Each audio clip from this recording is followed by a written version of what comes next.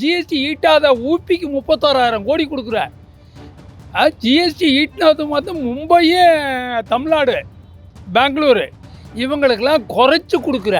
அப்போ எதுக்கு நீ அவங்க பிஜேபி ஆளக்கூடிய மாநிலம் பூராமல்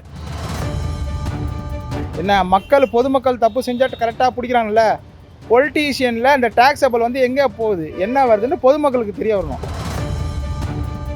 இந்த அளவுக்கு இந்தியா முன்னுக்கு வர்றதுக்கு காரணம் மன்மோகன் சிங். சிதம்பரம் போட்ட கொள்கை மன்மோகன் சிங் போட்டது. வாஜ்பாய் நல்ல ஒரு மனிதர். அவர் மாதிரிலாம் ஒரு மனிதர் பார்க்க முடியாது.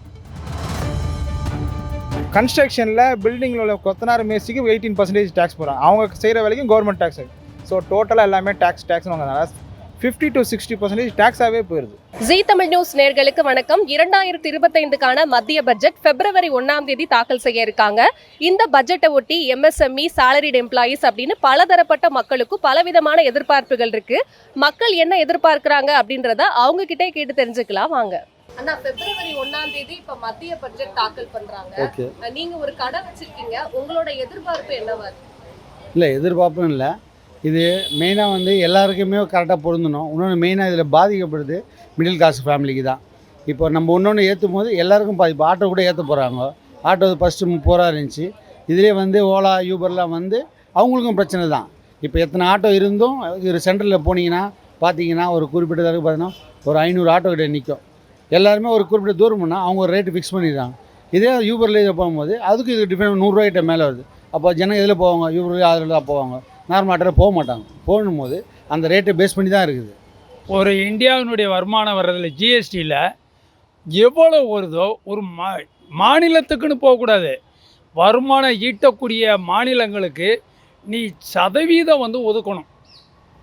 ஒரு 100% வருதா, 50% மத்திய சர்க்காருக்கு போட்டோம், மாநில சர்க்காருக்கு 50% வரணும். இது எந்த மாநிலம் வந்ததோ அவங்களுக்கு கொடுக்கலாம். இன்றைக்கி ஒரு ஜிஎஸ்டி ஈட்டாத ஊபிக்கு 36,000 கோடி கொடுக்குற. ஜிஎஸ்டி ஈட்டினது மாத்திரம் மும்பையே, தமிழ்நாடு, பெங்களூரு இவங்களுக்கெல்லாம் குறைச்சி கொடுக்குற. அப்போ எதுக்கு நீ அவங்க பிஜேபி ஆளக்கூடிய மாநிலம் பூராமல் இவன் ஜிஎஸ்டியில் ஏற்றி கொடுக்குறான். அதை எப்படி ஏற்ற முடியும்? நான் கொடுக்குற பணத்தை இன்னொரு மாநிலத்துக்காரனுக்கு நீ எப்படி தருவ?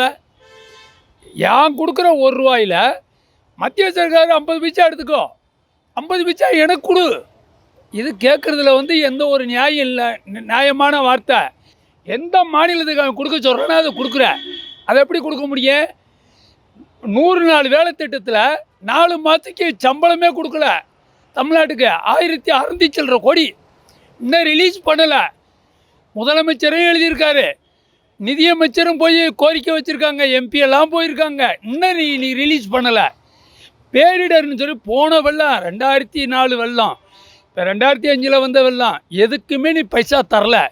பேரிடர்ன்றது 988 கோடி 80 கோடிக்கு சில்லற மாநில பேரிடர். அது அவங்க காசு கிடையாது, மத்திய சர்க்கார் காசு கிடையாது, மாநில சர்க்கார் காசை தேடி கொடுத்துருக்க. விவசாயி பூரா இவ்வளோ அழிஞ்சிருக்கான், இவ்வளோ பாதிச்சிருக்காங்க. இந்த காசு பூரா யார் கொடுத்துருக்கிறது? மாநில சர்க்கார் கொடுக்குறான். அதனால் இவங்க எதுவுமே கொடுக்கல. அதனால் மத்திய சர்க்காருன்றது ஒரு நிலையான ஆட்சியை அது இவங்க நினைக்கிறாங்க மெஜாரிட்டியில் இருக்கிற நிலைய ஆட்சின்னு. ஒரு நிர்வாகம் தகுதியற்ற நிர்வாகம். ஏன்னா இந்த அளவுக்கு இந்தியா முன்னுக்கு வர்றதுக்கு காரணம் மன்மோகன் சிங். சிதம்பரம் போட்ட கொள்கை மன்மோகன் சிங் போட்டது. வாஜ்பாய் நல்ல ஒரு மனிதர். அவர் மாதிரிலாம் ஒரு மனிதர் பார்க்க முடியாது. அவர் பரந்த மனப்பான்மைக்கு சொந்தக்கார். ஆனால் இவங்கெல்லாம் அப்படி கிடையாது. மோடின்றவர் 3வது வர வந்துட்டாருன்றக்காண்டி இவர் இது கிடையாதுமா. அதனால் மாநிலத்துக்குள்ள சதவீதம் கரெக்டாக இருக்கணும். 50னா 50, 40னா 40. அது எல்லா மாநிலத்துக்கும் ஒரே தான் போகணும். இன்றைக்கி ஜிஎஸ்டியில் 2வது இடத்துல தமிழ்நாடு ஈட்டி இருக்குன்ற போது அவனுக்கு உள்ளே கொடுக்குற 6000 சில்லற கொடுத்தீங்கன்னா என்ன அர்த்தம்? 7000 கோடி கொடுத்தா என்ன அர்த்தம்? ஒன்றுமே இல்லாத ஊபிக்கு 31,000 கோடி எப்படி கொடுக்குற? பீகாருக்கு அப்படி 28,000 கோடி கொடுக்குற? சவுத் இந்தியா ரயிலில் கூட எடுத்திங்கன்னா நம்ம தென்னிந்தியா தான் போகுது. நான் தமிழ்நாடுன்னு பேசலை, பம்பாயிலேருந்து பூரா சவுத் இந்தியா தான். கர்நாடகமாக இருக்கட்டும், ஆந்திராவாக இருக்கட்டும், தெலுங்கானாவாக இருக்கட்டும், பாண்டிச்சேரி இருக்கட்டும், கேரளாவாக இருக்கட்டும், எல்லாம் ஒன்று தான். ஆனால் இவங்க தான் அதிகமாக பண்ணுறாங்களே ஒழிய இவங்க எதுவுமே பண்ணலை ஐயா. நிறைய மக்கள் பாப்புலேஷன் இருக்குது. டேக்ஸபிள்ன்றது கவர்மெண்ட் வந்து கலெக்ட் பண்ணுறாங்க. கலெக்ட் பண்ணி அவங்களோட இதுக்கு யூஸ் பண்ணுறாங்க, நல்லா பண்ணுறாங்க. ஆனால் அந்த டேக்ஸ் வந்து கரெக்டாக மக்களுக்கு போய் சேர்றதுனா இங்கே வந்து எதுவுமே கிடையாது. அப்படி தான் இருக்குது. அன்றைக்கி மாதிரியே தான் இன்றைக்கி இருக்குது. எல்லாமே இங்கே வாங்குறதுல 30% இன்கமில் டேக்ஸ் பிடிச்சிடுறாங்க. 28% ஜிஎஸ்டி பிடிச்சிடுறாங்க. டிபெண்ட்ஸ் அப்பான் என்ன எது அத்தியாவசிய பொருளோ அதுக்கு வந்து ஜிஎஸ்டின்றது ஜாஸ்தியாக இருக்குது. இப்போ பால் இந்த மாதிரி முக்கியமான பொருளுக்கு டேக்ஸ் பிடிக்கல, நீங்கள் பிடிக்கிறேன்னு சொல்கிறீங்க. ஸோ ஃபுட்டுன்னு அன்றைக்கி ஒரு ஃபுட்டு வந்து ஹோட்டலில் போய் சாப்பிட்டிங்கன்னா அதுக்கு வந்து ஜிஎஸ்டி போடுறாங்க 18%. கன்ஸ்ட்ரக்ஷனில் பில்டிங்கில் உள்ள கொத்தனார் மேஸ்திரிக்கு 18% டேக்ஸ் போடுறாங்க. அவங்க செய்கிற வேலைக்கும் கவர்மெண்ட் டேக்ஸ். ஸோ டோட்டலாக எல்லாமே டேக்ஸ்னு வாங்குறதுனால 50 to 60% டேக்ஸாகவே போயிடுது. மீதி 40% தான் மக்கள் கையில் வருது. அப்போ இங்கே பிஸ்னஸ் பண்ணி பெரிய லெவலில் இன்வெஸ்ட்மெண்ட் பண்ணுற சொல்கிறது இங்கே வர மாட்றாங்க. இந்தியாவில் வந்தாலும் கார்ப்பரேட் லெவலில் தான் வராங்க. சிறு தொழிலில் ஒரு வியாபாரமோ ஏதோ பண்ணுறவங்கள வந்து இப்போ வந்து கவர்மெண்ட் எந்த அளவுக்கு இந்த பட்ஜெட்டில் என்கரேஜ் பண்ணுறாங்கன்னு தெரியல. ஏன்னா வரதெல்லாம் டேக்ஸபிள் ஆகுது. ஒரு கடை வச்சுக்கிறவன் வந்து பிஸ்னஸோட போட்டி போடணுன்னா பெரிய பெரிய இண்டஸ்ட்ரியில் உள்ளவங்க கூட போட முடியாது. ஏன்னா அவன் மொத்தமாக பல்காக சரக்கு வாங்கிடுறான். டேக்ஸபிள் இருக்கிறதுனால வியாபாரம் படுத்துருக்கு. இந்த பட்ஜெட் இவங்க எப்படி பண்ணுறாங்க என்ன பண்ணுறாங்கன்னு தெரில. ஆனால் என்னை பொறுத்த வரைக்கும் சிறு தொழிலுக்கு இவங்க பட்ஜெட்டில் எந்த அளவுக்கு கொடுக்க போகிறாங்க, என்ன மானியம் கொடுக்க போகிறாங்க, என்ன சப்சிடி பண்ணுறாங்கன்னு தெரில. ரெண்டாவது ஒரு நாட்டோடைய ஜிடிபி எதை வச்சு இது பண்ணுறாங்கன்னா டாலர்ஸு அண்ட் கோல்டு. இப்போ கோல்டு ரேட் இன்க்ரீஸ் ஆகிட்டு இருக்குது. டாலர்ஸ் ரேட் அந்தளவுக்கு இதாகிடுச்சுன்னா இப்போ மணி வேல்யூன்றது ஒன்றுமே இல்லாமல் போயிடுச்சு. 100 ரூபான்றது ஒன்றுமே இல்லை. இன்றைக்கி 500 ரூபாயே ஒன்றும் இல்லைன்ற மாதிரி ஆயிடுச்சு. ஸோ அதனால் இன்றைக்கி வந்து ரொம்ப கஷ்டம் சம்பாதிக்கிறது. சார் அது ப்ரொஃபஷ்னலாக ஒரு கம்பெனியில் ஒர்க் பண்ணால் கூட ப்ரொபேஷன் டேக்ஸ்னு போட்டுருக்கானுங்க. சொத்து வரி வாங்கிடுறாங்க. கழிவு நீர் எல்லாமே வரின்னு வாங்கிட்டு மக்களை வந்து இவங்க என்ன பண்ண போகிறான்னு தெரில. இந்தியாவில் அப்படி தான் இன்றைக்கி உள்ள நிலைமை இருக்குது. இங்கே வந்து பெரிய அளவுலாம் இது பண்ணல. இதுவே ஃபாரின் கண்ட்ரி துபாய்லாம் பார்த்தோன்னா சேல்ஸுக்கு வந்து 5% தான் டேக்ஸே போடுறான். இங்கே வந்து 18% 28% டேக்ஸ் போடுறதுல இவங்க என்ன பண்ணுறாங்க, மக்களுக்கு என்ன பண்ண போகிறாங்க, ஒரு எஜுகேஷன் லெவல்லையும் இவங்க வந்து எந்த அளவுக்கு இம்ப்ரூவ்மெண்ட்னு தெரில. எல்கேஜிலேருந்து ஹையர் செகண்டரிஸ் வரைக்குமே இங்கே வந்து பணத்தை தான் எஜுகேஷனில் பார்க்குறாங்க. மக்களுக்கு ப்ராப்பரான எஜுகேஷன்ஸுக்கு வந்து எந்த அளவுக்கு டெவலப் எல்லாமே பணமாக தான் ஆயிடுச்சு. இங்கே டேக்ஸ் தான் வாங்குறாங்க தருது. அந்த டேக்ஸை வந்து எப்படி மக்களுக்கு போய் சேருது அப்படின்றத ஒரு பிரின்சிபல் கொண்டு வரணும். என்ன பொதுமக்கள் தப்பு செஞ்சால் கரெக்டாக பிடிக்கிறாங்கல்ல, பொலிட்டீஷியனில் அந்த டேக்ஸபிள் வந்து எங்கே போகுது என்ன வருதுன்னு பொதுமக்களுக்கு தெரிய வரணும். அதுக்கு ஒரு சட்டத்தை அமெண்ட்மெண்ட் பண்ணி அதை வச்சு காட்டணும். ஏன்னா நீ இவ்வளோ டேக்ஸ் வாங்குற, இவ்வளோ டேக்ஸ் எனக்கு கலெக்ஷன் பண்ண டேக்ஸ்லாம் எங்கே போகுது? இப்போ சென்ட்ரல் கவர்மெண்ட்டு ஸ்டேட் கவர்மெண்ட் அடிச்சுக்கிறான்.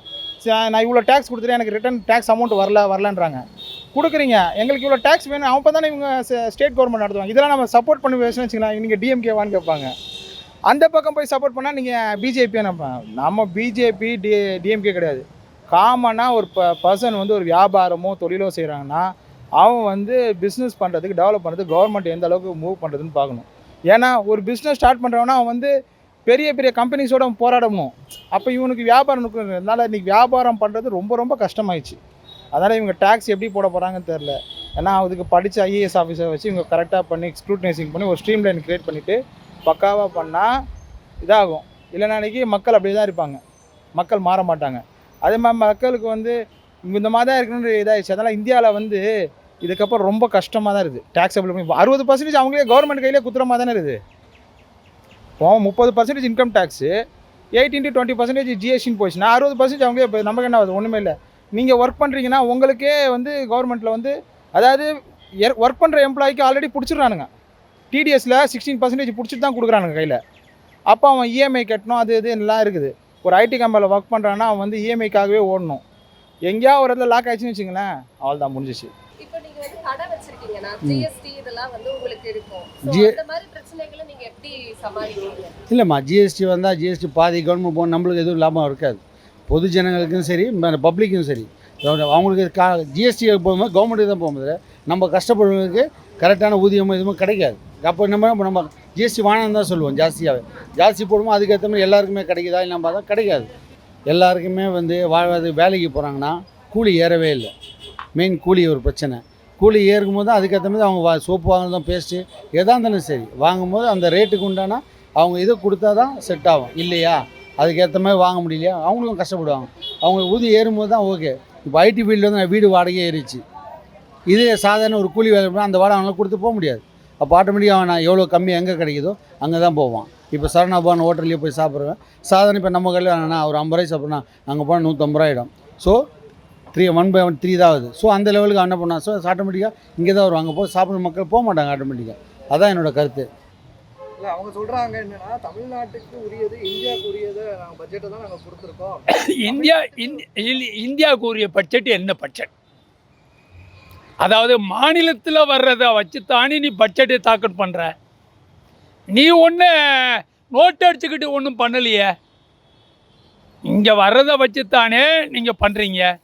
அப்போ ஒவ்வொரு மாநிலமும் என்ன பண்ணுதோ அதை வச்சுத்தானே அந்தந்த மாநிலத்துக்கு நீ நிதி ஒதுக்கணும். இது நிதி ஒதுக்க தெரியாத ஒரு அமைச்சர், நிதியமைச்சர் நிர்மலா சீதாராமன். இல்ல நீங்க என்ன எதிர்பார்க்குறீங்க? இனிமேல் இந்த நிலை நடக்காம இருக்கிறதுக்கு என்ன பண்ணுவீங்க? இதுக்கு ஒரே வார்த்தை தாங்கம்மா. ஒன்று நான் தப்பாவெலாம் எதுவுமே நான் இது பண்ணலை. ஒரு மாநிலத்திலிருந்து எவ்வளவு நிதி வருதோ அந்த நிதியில் மத்திய சர்க்காருக்கு நீ என்ன எடுக்கிறியோ அது பெர்சன்டேஜ் தான் இருக்கணும். நீ எடுத்துக்க மிச்ச நிதியை அந்தந்த மாநிலத்துக்கு நீ கொடுக்கணும். இந்த மாநிலத்துக்கு 100 கோடி ரூபா வருமானம் விட்டு அவனுக்கு 80 கோடி ரூபா கொடுக்குற. இங்கே பல கொடுக்குறாங்க, இவனுக்கு நீ கம்மியாக கொடுக்குற. அந்த இதெல்லாம் பாகுபாடு இருக்கக்கூடாது. ஒரே சமநிலையாக இருக்கணும். நிதிநிலையில் ஜிஎஸ்டி நீ ஈட்டுறதில் அந்த ஜிஎஸ்டியிலேருந்து நீ என்ன பண்ணனா, மத்திய சர்க்கார் 50%, மாநில சர்க்கார்களுக்கு 50%. அந்த 50 ஒதுக்கி கொடுத்தா போதும், வேறு எதுவுமே இல்லை. தங்க விலை ஏறுறத பற்றி நமக்கு பிரச்சனை வேண்டாம். தங்கம் வாங்குறவங்க வாங்கிட்டு தான் இருக்காங்க. இப்போ நீங்கள் சொன்னீங்கல்ல, இப்போ கடையில் என்ன பிரச்சனை அப்படின்னு சொல்லிட்டு, ஒரு சிப்ஸ் பாக்கெட் நம்ம வாங்குகிறோம், அதோடைய ரேட்டே 10 ரூபா, நம்ம இங்கே 8 ரூபான்னு கொடுக்குறாங்க. பேக்கிங் சார்ஜ் எல்லாம் நம்ம ஆளுங்க பண்ணிடுறாங்க. ஆனால் அங்கேருந்து எங்களுக்கு இங்கே வரும்போது அந்த ஜிஎஸ்டி அது இது போட்டுட்டு 15 ரூபா ஆக்கிடுறாங்க. வர லாபமாக எங்களுக்கு வரவே மாட்டேங்குது. அப்போ அதுக்கு என்ன பண்ண முடியும்? ஸோ இந்த சின்ன சின்ன பொருளுக்கெல்லாம் ஜிஎஸ்டி விலை 5 ரூபானா அதோடைய ஜிஎஸ்டியே எங்களுக்கு அதிகமாக போட்டுறாங்க. அப்போ எங்களால் அது கரெக்டாக பண்ண முடியல. ஸோ இந்த சின்ன சின்ன பொருளை பொறுத்த வரைக்கும் ஜிஎஸ்டி இல்லாமல் இருந்தால் எங்களுக்கு அது ரொம்ப நல்லா இருக்கும். நம்ம கடை வச்சுருக்கிறதுனால சொல்கிறோம். நம்ம 10 ரூபாயில் 5 ரூபாயிலேருந்து தான் ஸ்டார்ட் பண்ணுறோம்ல, ரொம்ப பெரிய விஷயம்லாம் கிடையாது இது. அந்த விஷயத்தில் கொஞ்சம் எங்களுக்கு கம்மி பண்ணிங்கன்னா, ஜிஎஸ்டி இல்லாமல் இருந்தால் அது ஒரு மக்களுக்கு ஒரு நல்ல இதுவாக இருக்கும். வேற ஒன்றும் கிடையாது. இதுதான் பொதுவாக பேசுறது. இப்போ சென்ட்ரல் பட்ஜெட்டில் என்ன எதிர்பார்க்குறேன்னா, ஆல்ரெடி அவங்க போட்ட ஜிஎஸ்டியில் பாதிக்கப்படுறது ஏழை மக்கள் தான் ரொம்ப பாதிக்கப்பட்டுட்டு இருக்காங்க. ஸோ இந்த பட்ஜெட்லேயாவது கொஞ்சமாவது லைக் இப்போ நம்ம மத்திய அரசு எப்படி செயல்படுதுன்னா, பணக்காரங்களுக்கு ரொம்ப ரொம்ப சப்போர்ட் பண்ணுற மாதிரி இருக்குது. ஏழைங்களை திரும்ப திரும்ப ஏழை ஆகிட்டு போகிற மாதிரி இருக்குது. இப்போ ஒரு சின்ன கடையில் ஒரு இது ஒரு கடலை மிட்டாய் விற்கிறதுக்கு கூட ஜிஎஸ்டி போட்டுட்ருக்காங்க. அதே மாதிரி சேலரிலேயே பார்த்தீங்கன்னா ஃபுல்லாக டேக்ஸே ரொம்ப பே பண்ணுற மாதிரி இருக்குது. ஸோ அந்த சேலரிடு பீப்புள் அப்புறம் இந்த சின்ன சின்ன குட்டி குட்டி கடை வச்சுருக்கவங்கள்ட்ட ஜிஎஸ்டி கம்மி பண்ணிவிட்டு, யார் ரொம்ப பெருசாக ரொம்ப மார்க்கெட்டில் ரொம்ப பெரிய பெரிய பிஸ்னஸ் பண்ணுறவங்க அந்த ரேஞ்சில் சேலரி ஜிஎஸ்டி இன்க்ரீஸ் பண்ணால் ஓகே, அது நாட்டுக்கு நல்லதாக இருக்கும். ஏழைங்க திரும்ப கொஞ்சம் ஹை ஆகுறதுக்கு உயர்றதுக்கு கொஞ்சம் நல்ல வசதியாக இருக்கும். ஆனால் நம்ம மக்கள் நம்ம அரசு ஏழைங்கள்ன்றது ரொம்ப திரும்ப திரும்ப வாங்கி திரும்ப திரும்ப ஏழை ஆக்கிட்டே இருக்கிற மாதிரி எனக்கு ஃபீல் ஆகுது. அதை மாற்றி கொஞ்சம் பண்ணால் நல்லா இருக்கும். இந்த வருமான வரி உச்ச வரம்பு அதை பற்றி உங்களுக்கு ஏதாவது ஐடியா இருக்கா? அதில் பட்ஜெட்டில் என்ன மாதிரி அறிவிப்பு வரணும்னு எதிர்பார்க்குறீங்க? ஆமாம், லைக் ஸ்லாப் வச்சுருக்காங்க. 3 lakhsக்கு மேலே வந்தாச்சு, இவ்வளோ பர்சன்டேஜ் 6 lakhsக்கு மேலே வந்தால். எனக்கு தெரிஞ்சு 3 lakhs வாங்குறவங்க அதை ஒரு மாதம் ஓட்டுறதுக்கே ரொம்ப கஷ்டமாக இருக்கும். அந்த டைமில் அவங்கள்ட்ட இவ்வளோ 18% கட்டுங்க இல்லை 10% கட்டுங்க அப்படின்னு சொன்னால் அது அவங்களுக்கு ரொம்ப கஷ்டமாக இருக்கும் சேலரி வாங்குறவங்களுக்கு. ஸோ அந்த பர்சன்டேஜ் லைக் அந்த சேலரி ஸ்லாப் கொஞ்சம் ஹையாக இருக்கவங்களுக்கு டேக்ஸ் போட்டால் ஓகே. அதுவுமே அவங்களுக்குமே ரொம்ப டேக்ஸ் போடாமல், லைக் லாஸ்ட் டைம் ஒரு 20% 25%க்கு மேலே டேக்ஸ் கட்டுற மாதிரி இருந்துச்சு. 7.5க்கு மேலே. ஸோ இப்போ அது 10 வரைக்குமே நீங்கள் கொடுக்கணும் அப்படின்னு கேட்குறாங்க. 10 lakhs வரைக்குமே நீங்கள் கொடுக்கணும்னு கேட்குறாங்க. இதை பற்றி நீங்கள்? ஆமாம், கண்டிப்பாக 10 lakhs வரை கொடுத்துதான். இப்போ 7.5 lakhs வாங்கினாலும் இப்போ நம்ம சிட்டிஸில் ஒரு வீடு வாடகை எடுக்கணும், ஃபேமிலி ரன் பண்ணணும்னா அதுலேயே அவங்களுக்கு காசு ஆகிறது. ஸோ அந்த டைமில் ஒரு 10க்கு மேலே இருக்கவங்களால தான் அதை மேனேஜ் பண்ண முடியும். 7.5 வாங்குறவங்களால அது மேனேஜ் பண்ண முடியாதுன்னு நினைக்கிறேன் சிட்டிஸில் இருக்கவங்களுக்கு. ஸோ அதை வந்து கொஞ்சம் பார்த்து பண்ணாங்கன்னா நல்லாயிருக்கும். பாதிப்பே எங்களுக்கு தான், இந்த சின்ன சின்ன கடை வச்சிருக்கிறவங்களுக்கு தான் நிறைய பாதிப்பே வருது. ஏன்னா வாடகை கொடுத்துட்டு இதையும் ஜிஎஸ்டியும் பண்ணும்போது எங்களுக்கு ரொம்ப கஷ்டமாக இருக்குது. நம்ம வேலை பண்ணுறவங்களுக்கும் சம்பளம் கொடுக்கணும், அதனால் இருக்கும்போது அது ரொம்ப சங்கடமாக இருக்குது. அதனால் என்னை பொறுத்த வரைக்கும் ஜிஎஸ்டி இல்லாமல் இருந்தால் ரொம்ப நல்லாயிருக்கும். ஏன்னா ஒரு பில்லுக்கும் அந்த ஜிஎஸ்டி சார்ஜே தனியாக இருக்குது. பில் அமௌண்ட்டோட ஜிஎஸ்டி சார்ஜ் தான் தனியாக அதிகமாக இருக்குது. ஸோ அதுக்கு ஏதாவது ஒரு வழி பண்ணி இல்லாமல் பண்ணால் ரொம்ப நல்லாயிருக்கும். பைக் ரேட் வந்து குறைச்சா நல்லா தான் இருக்கும். ஏன்னா வந்து எல்லா ப்ரொடக்ஷனுமே இந்தியாவிலே நடக்குது. இப்போ இதே பைக்கை வந்து வெளிநாட்டில் போய் நம்ம எக்ஸ்போர்ட் பண்ணால் வந்து அங்கேயுமே இதே ரேட்டு தான் இருக்குது. நம்ம இங்கே எல்லா பார்ட்ஸுமே இந்தியாவிலேயே இருக்குது, ப்ரொடக்ஷனுமே இந்தியாவிலேயே நடக்குது. அதுக்கப்புறமும் இவ்வளவு டேக்ஸ் போடுறாங்கன்னா வந்து அது வந்து ரொம்ப நல்லா இருக்காது. ஸோ அதை வந்து கம்மி பண்ணால் நல்லா இருக்கும். யூனியன் மினிஸ்டர் நிர்மலா சீதாராமன் கிட்ட ஒரு கோரிக்கை விட்டுருவாங்க, நீங்கள் என்ன சொல்லுவீங்க? அவங்க தமிழ்நாட்டில் உள்ளவங்கன்னு நினைக்கிறேன். தமிழ்நாட்டுக்கு கொஞ்சம் பார்த்து பண்ணாங்கன்னா நல்லா இருக்கும். பெண்டிங் ஏதோ நிறைய அமௌண்ட் கொடுக்கணுன்றாங்க தமிழ்நாடு கவர்மெண்ட்டுக்கு, அதையெல்லாம் ரிலீஸ் பண்ணாங்கன்னா நல்லா இருக்கும். தமிழ்நாட்டுக்கு கொஞ்சம் சப்போர்ட் பண்ணுற மாதிரி இருக்கும். அடித்தட்டு மக்களுக்கு வந்து உரியதாக தான் இருக்குது, ஃப்ளெக்சிபிளாக இது கரெக்டாக தான் இருக்குது அப்படின்னு தான் நான் கொடுத்துருக்கோம் அப்படின்றாங்க. அது எந்த அளவுக்கு உண்மையாக பொய்யா? அது பொய்ன்னு தான் எனக்கு தோணும். எனக்கு புரிஞ்ச வரைக்கும் அது பொய் தான். லைக் அவங்க விளம்பரமாக எல்லாம் சொல்கிறாங்க, அது எல்லாம் நடைமுறைக்கு வருதா இல்லை அதே மாதிரி எல்லாம் நடக்குதான்னா தெரில. ஸோ அது அடித்தட்டு மக்களுக்கு வந்து கஷ்டமான ஒரு பட்ஜெட்டாகவே தான் ஆண்டாண்டு காலமாக வந்துகிட்டே இருக்குது. வட மாநிலம் தமிழ்நாடுன்னு கிடையாது, அவங்க என்ன கொண்டு வராங்கன்றதை பொறுத்து தான் இருக்குது. சரிங்களா? அவங்க நார்மலாக சொல்கிறேன், ஹோட்டல் இண்டஸ்ட்ரியில் பொறுத்த வரைக்கும் ஜிஎஸ்டின்றது போட தான் செய்கிறாங்க. அது போடுறதுனால அது வந்து மக்களுக்கு தானே வருது. இவங்க வாங்குறாங்க, இவங்க வாங்குகிற பணத்தெல்லாம் மக்களுக்கு என்ன கொடுக்குறாங்க, என்ன செலவு பண்ணாங்க, இது வரைக்கும் என்ன பண்ணியிருக்கிறாங்க? இது அதாவது சாதாரண ஒரு மனுஷன் வந்து கரெக்டாக பிடிச்சி வாங்கிடுற, இவனை வந்து பொலிட்டிக்கல் லெவலில் இவனுங்க வரி வாங்குறானுல்ல, வரி எவ்வளோ அமௌண்ட் செலவு பண்ணிக்கிற, எவ்வளோ இன்வெஸ்ட் பண்ணுற, இதெல்லாம் ஒரு இது பண்ணிவிட்டு எல்லா கட்சிக்காரங்களையும் பார்லிமெண்ட்டில் இதை அமெண்ட்மெண்ட் பண்ணி காட்டணும். அப்படி வந்துச்சுன்னா தான் இதை வந்து தனிப்பட்ட ஒரு மனிதரும் கேட்கலாம், இவ்வளோ வரி வந்துக்குது, இது எவ்வளோ செலவு பண்ணிக்கிறீங்க, எனக்கு கணக்கில் கொடுங்கன்னு சொல்லி மக்கள் கேட்கும் போது இது ஒரு இதாகும். இல்லைனா இவங்க வரி ஏறின்னு சொல்லி இவங்க இது சொல்லிட்டு தான் இருப்பாங்க, நம்ம கேட்டு தான் இருப்போம். இதெல்லாம் மாறாது. சார், இப்போ வரி வாங்கினாலும் அதை வச்சு தானே நம்ம இன்ஃப்ராஸ்ட்ரக்சரை டெவலப் பண்ணுறோம். இன்ஃப்ராஸ்ட்ரக்சர் டெவலப் பண்ணிடுறாங்க. இது வரைக்கும் என்ன டெவலப் பண்ணிடுறாங்க? ரோடு போடுறதா இருக்கட்டும். சரிங்க, ரோடு போடுறதுக்கு நீங்கள் சொல்கிறீங்க, ரோடு போடுறாங்கன்றீங்க. ரோடு போடுறதுல தமிழ்நாட்டில் எத்தனை ரோடு வந்து கிளியராக இருக்குது? இப்போ இந்த ரோட்லேயே ஸ்ரீநகரில் பார்த்தீங்கன்னா எவ்வளோ மேடு பள்ளம் இருக்குது, குழியமாக இருக்குது. அது சரி பண்ணணும் இல்லையா? அது எவ்வளோ சரி பண்ணுவாங்க? அதனால் இது வந்து டோட்டலாகவே நம்ம வந்து ஒரு எல்லா தனி மனுஷன் ஒரு ஆளுக்கு வந்து ஒரு பாலிசி பண்ணி கவர்மெண்ட் பிடிக்கிற மாதிரி பொலிட்டீஷியன்லேயும் ஒரு கொண்டு வரணும். அதனால் இன்றைக்கி எல்லாமே பணம் மறைவானால சம்பாதிக்கணுன்றதுனால மக்களுக்கு வந்து சேவை செய்யணும்னு யாரும் நோக்கம் கிடையாது. அவங்கவுங்க சம்பாதிக்கணும், அது பண்ணணும். இந்த டேக்ஸ் வச்சு எந்த அளவுக்கு இதாகும் தெரியல. கோல்டுக்கு வந்து 3% போடுறாங்க, ஆனால் அதுக்கு இன்க்ரீஸ் பண்ணலாமே. ஆனால் அது வந்து வாங்குறது யார்? பெரிய பணக்காரங்க. மக்கள் வந்து இன்றைக்கெல்லாம் கோல்டுலாம் வாங்க முடியாது, ரேட் அந்த மாதிரி ஏறிச்சு. அந்த மாதிரி மிடில் கிளாஸில் வந்து ஒரு மனிதருக்கு வந்து பிஸ்னஸை டெவலப் பண்ணணும், அவங்களோட வருமானத்தை பெருக்கணும். அதுக்கு கவர்மெண்ட்டு தகுந்த இதை கொண்டு வந்தால் தான் நல்லது. ஏன்னா மக்களை வச்சு தான் கவர்மெண்ட்டு. ஸோ மக்களுக்கு வந்து எந்த அளவுக்கு இது பண்ணாங்க, பேசிக் வந்து ஒருத்தருக்கு வந்து எஜுகேஷனு, ஃபுட்டு, இது ரெண்டுத்துலேயுமே குவாலிட்டியான இதை கொடுத்தா தான் அந்த கண்ட்ரி நல்லா இருக்கும். இல்லைனா வேஸ்ட்டு. ஃபுட்டுலேயும் சரி ஒரு குவாலிட்டியான கொடுக்கணும். எல்லாம் பண்ணி இவங்க டேக்ஸபிள் எந்த அளவுக்கு பண்ணுறாங்களோ அந்த அளவுக்கு இதாக இருக்கும். ஆனால் இவங்க எப்படி டேக்ஸ் போடுறாங்கன்றதெல்லாம் நமக்கு தெரில. முதல்ல இருந்த மாதிரிலாம் இப்போ பொலிட்டிக்கல் லெவலில் இல்லை. எல்லாருமே பணங்காசு சம்பாதி தான் வரானுங்க. நான் இந்த கட்சி அந்த கட்சி சொல்ல, எல்லா கட்சியும் சொல்கிறேன். மக்கள் தான் இதில் ஏமாளி, அவ்வளோதான்.